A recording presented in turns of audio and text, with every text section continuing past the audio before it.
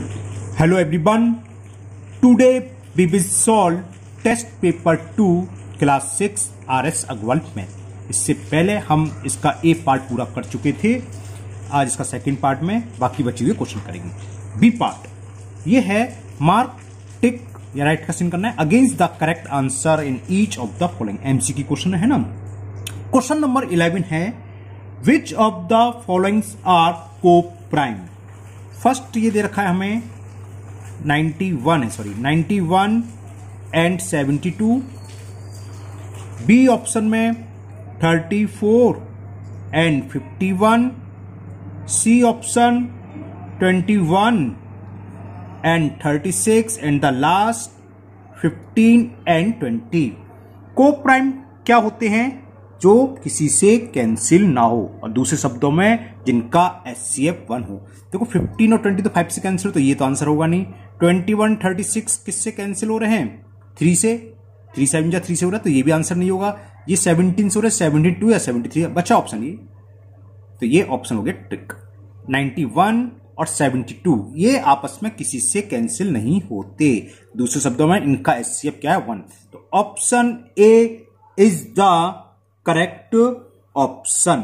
Okay, now question number 12। The LCM of 2 coprime number is their सम।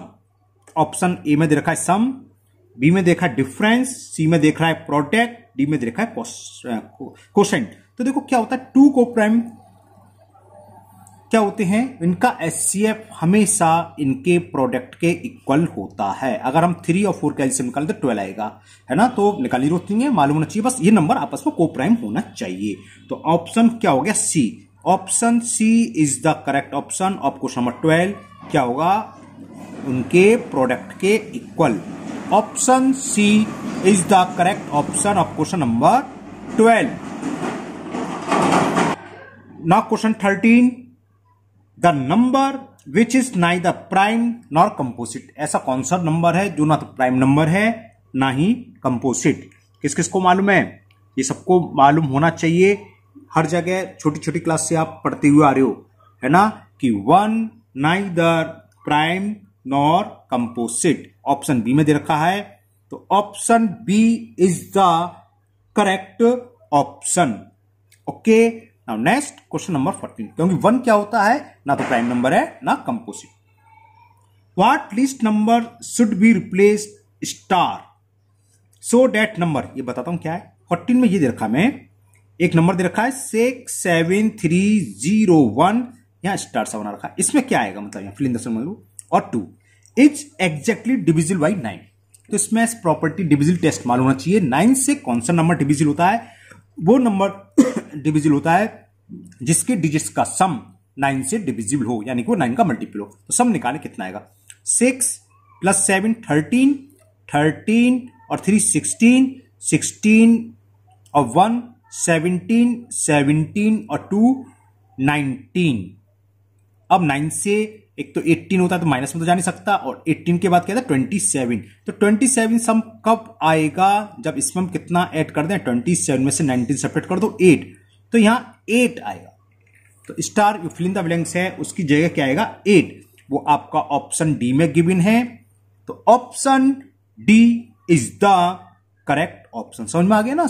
इसी तरह आपको 5 का भी दे सकता था, 3 का भी दे सकता। सम ऑफ ऑल डिजिट्स क्या होने चाहिए थे? मल्टीपल ऑफ 9, 9 से डिविजिबल वाला। 9 और 3 का सेम होता है, 3 का भी होता है कि सम ऑफ डिजिट्स क्या होने चाहिए? 3 से डिविजिबल, या 9 है तो 9 से डिविजिबल होने चाहिए। ओके, तो जितना सम कम पड़ रहा हो, आ रहा था सम इसका 19, और 19 के जस्ट बाद अगर 18 आ रहा होता बाई चांस तो यहां 0 आ जाता, क्योंकि 18 क्या? Divisible by 0, sorry divisible by 9 है ना, तो 0 लिख देते। लेकिन 19 आ गया भाई, माइनस में तो डिजिट्स होती नहीं है, तो 19 के जस्ट बाद कौन सा नंबर है जो 9 से डिविजिबल है? वो है 27। तो 27 कितने कम पड़ा है? 19 से कितना ऐड करें? सब्ट्रैक्ट करके देखा 8, तो यानी कि यहां 8। Now next question 15। Which of the following number is divisible by 6। अच्छा, चलिए मैं आपको पहले ऑप्शन लिख दूं इसमें। 6 7 8 2 1। 6 से कौन सा डिविजिबल होता है? जो 2 से भी हो और 3 से। और 2 से कौन से डिविजिबल होते हैं? जिसके लास्ट में क्या हो, यानी कि इवन नंबर। ये 1 है तो ये तो क्लियर हो गया, ये ऑप्शन नहीं होगा। अब ऑप्शन बी देखते हैं। ऑप्शन बी में हमें नंबर दे रखा है 7, 8, 1, 3, 4। तो इवन नंबर है, 2 से तो होगा। केवल 3 का चेक करते हैं। 3 का टेस्ट कैसे करेंगे? इनकी डिजिट्स का सम चेक करेंगे। अगर वो 3 से मल्टीपल होगा तब 3 से होगा, और 2 से है ही तो 6 से हो जाएगा। चेक करते हैं। 8 और 7 15, 15 और 1 16, 16 4 20 और 3 23। 23 3 से डिविजिबल नहीं है, तो ये नंबर भी 6 से डिविजिबल नहीं होगा। जो नंबर 6 से डिविजिबल होता है वो 100% 3 से भी होता है और 2 से भी, तो ये भी नहीं होगा। ऑप्शन सी में आपको ये दे रखा है कि 8 7 4 3 2, क्योंकि इवन नंबर है तो 2 से तो है।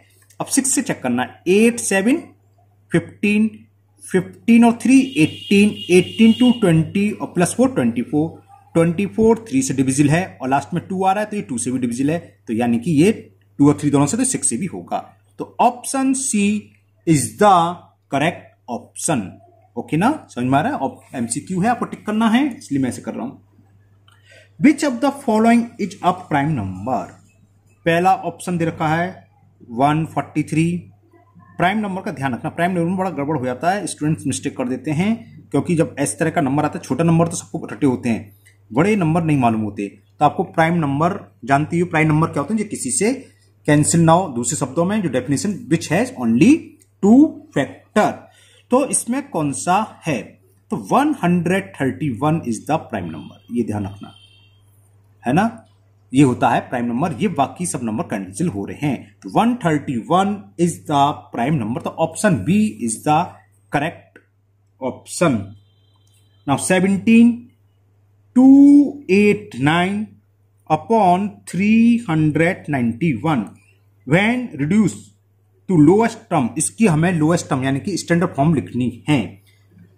ऑप्शन जो भी आएगा कैंसिल करके करेंगे हम, तो है ना, जो भी ऑप्शन आएगा देख लेंगे। तो ये किससे कैंसिल हो रहा है ये हमें देखना है। अब ये भी एक बड़ा सा नंबर है, प्राइम नंबर से कैंसिल होगा, है ना। तो देखो ये 17 का स्क्वायर होता है, 17 इंटू 17, तो जाहिर सी बात है 17 से हो रहा होगा, क्योंकि 17 टू 7 का कुछ तो नहीं, 17 से हो रहा होगा, तो ये तो 17 से हो गया। अब 17 से इसमें डिवाइड करके देखें, 17 2 जा 34, 5 51 हो गया, 17 3 आ, तो 17/23 इसकी रिड्यूस फॉर्म हुई। ये हमें ऑप्शन सी में दे रखी है। ऑप्शन ए में दे रखी थी 13/17, बी में 17/19 और सी में दे रखी है 17/23। तो option C is the correct option. Now multiple choice question का last question, question number 18, and the question 18 is every counting number has an infinite number of. जो हर काउंटिंग नंबर होते हैं यानी कि नेचर नंबर जो होते हैं उनके इनफाइनाइट नंबर क्या होते हैं? पहला ऑप्शन फैक्टर्स, फैक्टर इनफाइनाइट होते हैं। हम पूछे 4 के फैक्टर क्या है, तो फैक्टर क्या हुआ जिससे डिविजिबल 1 से है, 2 से है, 4 से, 3 है। इनफाइनाइट का है तो फैक्टर हमेशा डेफिनेट होते हैं यानी कि निश्चित होते हैं, कितनी भी हो, 4 5 काउंटेबल होते हैं। सेकंड मल्टीपल्स, यही आंसर है बी। क्यों है? क्योंकि मल्टीपल क्या होता है, किसी नंबर से मल्टीपल करना। 4 का मल्टीपल 4 हो गया, 4 का मल्टीपल कितना हो गया, 8 भी हो गया। हम कहां तक मल्टीपल करेंगे? इनफाइनाइट नंबर है तो इनफाइनाइट तक आएगा, तो यही आंसर इसका है। Every counting number has an infinite number of multiples. B में दे रखा मल्टीपल्स, तो B is the correct option. अब है फिल इन द ब्लैंक्स का फर्स्ट पार्ट, हमें ये दे रखा है, ये बहुत अच्छे से आप लोगों को रट गया हो, कई बार आता है। 1 is neither nor, neither prime nor composite, अभी ऊपर आया था, है ना। तो अब मर्जी आपकी, चाहे कंपोजिट पहले लिख लो चाहे बाद में, उससे कोई फर्क नहीं। Neither prime nor composite. Okay, तो फिल इन द ब्लैंक्स में क्या आएगा? प्राइम और कंपोजिट। सेकेंड पार्ट में the smallest prime number is, smallest prime number भी सबको रटा होता है, क्या होता है? 2। 2 से छोटा स्मॉलेस्ट प्राइम नंबर नहीं है, दिमाग में आता है 1। 1 नाइदर प्राइम नॉर कंपोजिट, 1 ना तो प्राइम नंबर है ना कंपोजिट, तो smallest prime number is 2। Fill in the blanks में आ जाएगा 2। थर्ड,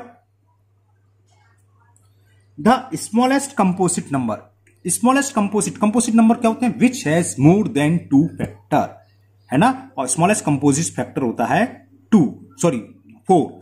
देखो इससे कहो 3 के 2 ही फैक्टर है, 1 और 3, इसके होने चाहिए कंपोजिट मोर देन 2।